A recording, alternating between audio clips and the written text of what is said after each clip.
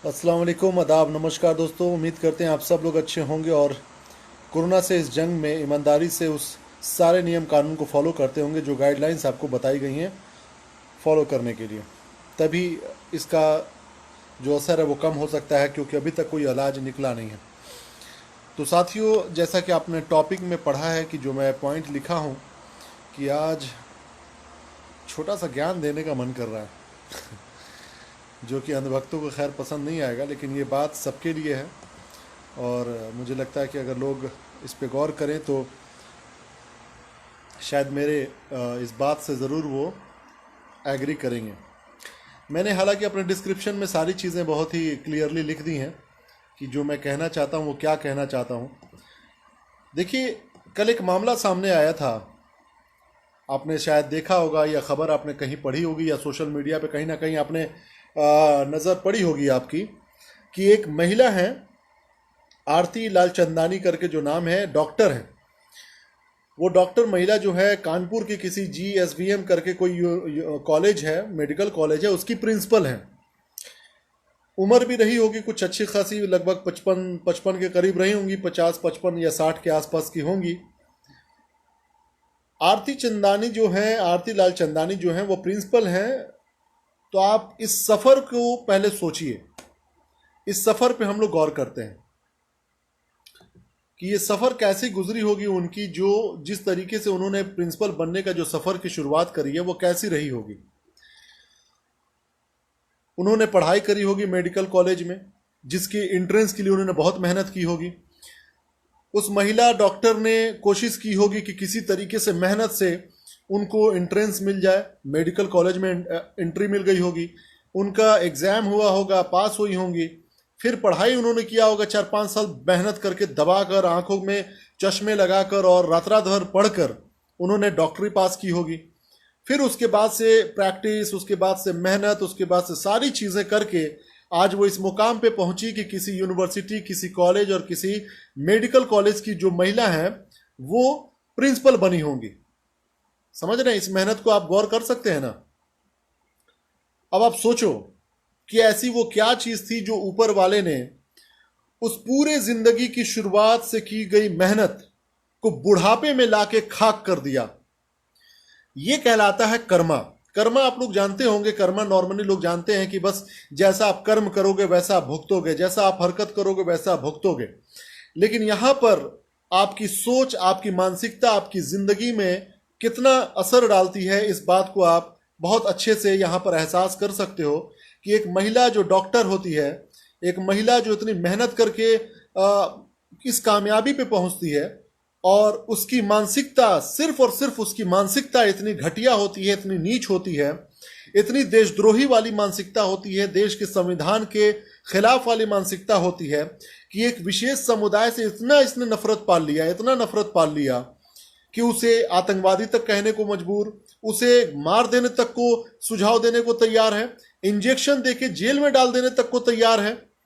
सोचिए, अगर एक पढ़ी लिखी महिला, मॉडर्न माना जाता है अगर डॉक्टर की पढ़ाई आपने किया है, तो आपको हर एक चीज, जात धर्म मजहब से ऊपर उठ के अपनी सेवा का जो भावना होती है उसको, उसका निर्वाह करना होता है। समझ लीजिए, सिर्फ और सिर्फ एकलौता एक मानसिकता ही एक ऐसी थी चीज जो उसकी बचपन से लेके, जवानी से लेके बुढ़ापे तक के इस सफर को, जो बहुत ही इज्जत वाली रही होगी, आज पूरे देश में उस महिला जो प्रिंसिपल है उसकी बेइज्जती हो रही है, उसको लोग थूक रहे हैं, उसकी मानसिकता पे लोग उल्टे सीधे बोल रहे हैं। हो सकता है आज वो मानसिकता जो दिखाया जा रहा है किसी एक समुदाय के लिए उस महिला डॉक्टर के द्वारा, हो सकता है कि वो कल को किसी एक दूसरे समुदाय से नफरत दिखाने लग जाए। जात पर जब बात आ जाएगी तो अपने ही समुदाय के अलग अलग जातों से उसकी नफरत हो जाए, या नफरत अगर पाल भी रही होगी तो अगला टारगेट वो लोग हों। ऐसा नफरत करने की कोई सीमा नहीं होती है, आपकी कोई सीमा नहीं होती है कि भैया मैं नफरत करना शुरू किया हूं, इस पॉइंट पे आने के बाद नफरत को खत्म कर दूंगा। ऐसा नहीं होता है। जिस इंसान की मानसिकता ऐसी बन जाती है, जिस इंसान की सोच ऐसी बन जाती है, ऐसी महिला या मर्द या कोई भी इंसान, वो इसी दुनिया में अपने कर्म का फल पाता है। मैं पता है इस महिला के बारे में बहुत बहुत मुझे ये नहीं लगा। मैंने लिंक शेयर कर दिया इस डिस्क्रिप्शन में, नीचे मैंने डिस्क्रिप्शन जो लिखा है उसमें लिंक शेयर कर दिया है। उस लिंक पे आप लोग जाके देख लीजिएगा कि उस महिला ने क्या बोला है 4 मिनट तक लगातार। वो तो भला हो उस इंसान का जो उस वीडियो को रिकॉर्ड कर रहा था और ऐसे ऊंचे पदों पे बैठे हुए भी जनसंघी मानसिकता के लोगों को उसने एक्सपोज किया। अब आप समझ सकते हैं कि जो इल्जाम लगाया जाता है किसी एक समुदाय पर, किसी एक समुदाय के खिलाफ षड्यंत्र जो रचा जाता है, क्या इस बात को नकारा जा सकता है? जिस तरीके से पूरे अमेरिका में नस्ल भेद, जात भेद और वगैरह चमड़े भेद को लेकर पूरा आग लगा हुआ अमेरिका जैसे एक महान देश में, जिसकी हिस्ट्री में नस्लवाद का बहुत बुरा इतिहास रहा है, उसको भी मैंने एक बार शेयर किया था। आपने देखा होगा द लल्लन टॉप के एक वीडियो को, तो आपको थोड़ा बहुत आइडिया मिल गया होगा कि उसके इतिहास के बारे में। लेकिन भारत का इतिहास तो बड़ा ही खूबसूरत रहा है। यहां तो कभी भी जात धर्म मजहब को लेकर कोई हिस्ट्री नहीं रही है, कोई कानून नहीं रहा है। अमेरिका में तो बजाबते कानून रहा था कि अगर कोई आपका दासी है, यानी कि कोई अगर आपका नौकर है तो उसका बच्चा भी नौकर होगा, ये बजाबते कानून बन चुका था। हमारे देश के इतिहास में तो ऐसा कभी नहीं था। लेकिन इस तरह के मानसिकता के लोग जो जहर अपने दिलो दिमाग में भरे हुए थे, आज ऊपर वाले ने उस जहर का असर इतना खतरनाक दिया कि इसने अपनी जवानी से लेकर बुढ़ापे तक का जो मेहनत की सफर थी उसको एक झटके में, एक पल में, एक क्षण में गंवा दिया इस महिला ने। अब ये हो सकता है थेथर बनकर, बिना बेलज्जा बनकर लोगों के सामने आए, अपना काम करे, सब कुछ करे, लेकिन कहीं ना कहीं उसके दिलो दिमाग में ये ग्लानि तो होगी कि ये क्या मैंने कर दिया, ये क्या मैंने कह दिया ऐसा कि इतनी मेहनत करके इस बुढ़ापे के पड़ाव में आकर मैंने अपनी पूरी इज्जत को गंवा दिया। सोचिए उस मानसिकता को एक बार सोचिए। छोड़िए सजा उसको मिलेगी नहीं मिलेगी, ऐसे हजारों लोग आपके आसपास होंगे जो हिंदू मुसलमान के जो नफरत वाली बीज अपने दिलो दिमाग में पाल के बैठे हुए हैं। उसको सजा मिलेगी नहीं मिलेगी वो तो कानून समझेगा। लेकिन अगर आप सोचो कि क्या ऐसा संभव है कि इस तरह के मानसिकता को लेकर एक बेहतर समाज की कल्पना की जा सकती है? क्या इस तरह के मानसिकता को लेकर हम एक विश्व गुरु बनने की परिकल्पना भी कर सकते हैं? क्या इस तरह के मानसिकता को लेकर एक सुखद, शांति और अमन, चैन और इंसाफ वाले समाज की हम कभी भी परिकल्पना कर सकते हैं? उसको कंसेप्चुअलाइज कर सकते हैं? कभी हो सकता है ऐसा? क्या उसको हम जमीन पर उतार सकते हैं कि आपकी नफरत भरी इस तरह की मानसिकता को लेकर आपस में तालमेल, एकता, मोहब्बत, कहीं ना कहीं वो बिखराव आ जाता है। कहीं ना कहीं इस तरह की मानसिकता को लेकर आज मुझे देखकर एक चीज बड़ा हैरानी हुई। मैं ट्विटर पे कुछ लोगों के ट्वीट पढ़ रहा था, कुछ नेताओं के, कुछ ऐसे बेवकूफ लोगों के, कुछ दोगले लोगों के। दोगला मैं क्यों कह रहा हूं मैं बताता हूं। अपने देश में जब किसी तरह के लोगों का मॉब लिंच किया जाता है, वो चाहे किसी समाज का हो, हिंदू, मुसलमान, सिख, ईसाई, चाहे जो भी हो, और आपको पता ही है कि मेजॉरिटी किस तरह के लोगों को मॉब लिंच किया जाता है। जब उस तरह के मॉब लिंच होते हैं तो वैसे लोगों की जबान खामोश होती है, वैसे लोग एक शब्द नहीं बोल पाते हैं इस तरह के हिंसा के खिलाफ। लेकिन वही लोग आज ट्वीट करते हुए दिख रहे हैं कि अमेरिका में जो नस्ल भेद हो रहा है, जो रंगों का भेद हो रहा है, वो बहुत खराब है, वो बहुत बेकार है। बेशक वो खराब है, और वहां के लोग जिंदा हैं, वहां के लोग हमारे देश की तरह मुर्दा नहीं है। हमारे देश के लोगों की तरह, सबको तो नहीं कहूंगा, लेकिन कुछ लोग ऐसे हैं जिनके बोल देने से शायद इस तरह की हिंसाएं, इस तरह की जो भड़काऊ भाषण, उस तरह के हिंदू मुसलमान के दंगे, इस तरह के जो समाज में नफरत फैलाने वाले कीड़े, उनके ऊपर लगाम लग जाए। लेकिन वैसे लोग चुप रहते हैं, ऐसे समाज के लोग चुप रहते हैं, और फिर दूसरे देश में जब होता है तो उसको लेकर लोग बहुत ही मुखर होकर बात करते हैं। तो ऐसे बेशर्मों, ऐसे दोगले लोगों को हम लोग दोगला ही कहेंगे। तो मैं बात कर रहा था इस महिला जो डॉक्टर हैं, जिनका नाम है आरती लालचंदानी।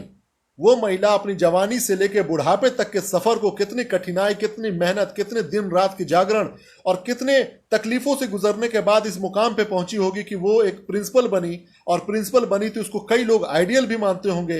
अब तो वो तमाम बच्चे जो उससे पढ़े होंगे या उसके अंदर में इंटर्नशिप कर रहे होंगे या उनसे सीख रहे होंगे, वो अपने आप को बड़ा गलानी फील करते होंगे। वो शर्म महसूस करते होंगे कि यार किस तरह के महिला के साथ हमने अपनी पढ़ाई की शुरुआत करी, किस तरह के टीचर के साथ हमने पढ़ाई करी। अगर वो वाकई में इंसान होंगे तो उनके अंदर में ये शर्म वाली भावना रहेगी।